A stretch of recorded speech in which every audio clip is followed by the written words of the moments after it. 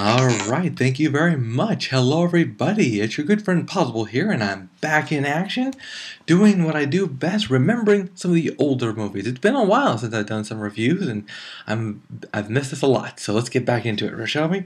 Today we're going to start off with the forgotten classic, Move Over Darling, and let me tell you something, when it comes to good old-fashioned comedies, this is the one that people tend to overlook the most. And how could they? I mean, let's face it, you got James Garner, you got Doris Day.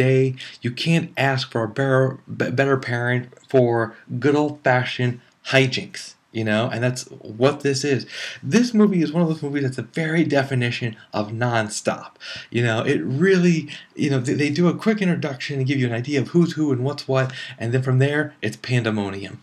You know, just to give you a brief introduction to this movie, you've got James Garner, who just married Polly Burton, and he doesn't look that happy. He is happy.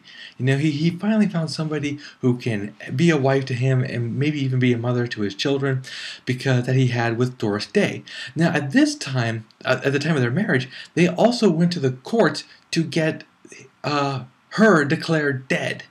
And of course, the day he gets married, has her declared dead. It's been 5 years.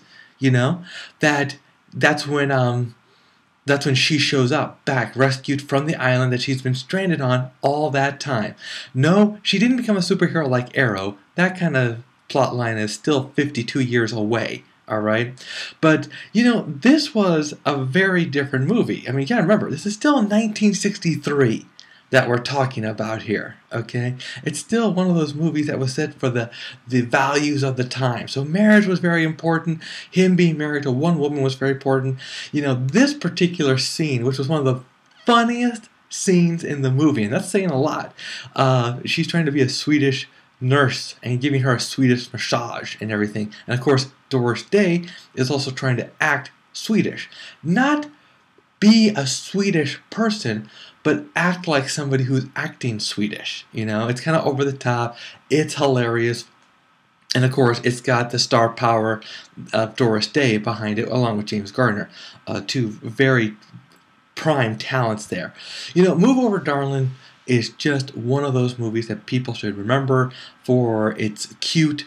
It's not too deep. They have their funny moments. The ending is pretty straightforward. You don't see it for any shock twist or anything. You just see it to enjoy it. And that's what this movie's all about. Good old Doris Day delivers again with this movie.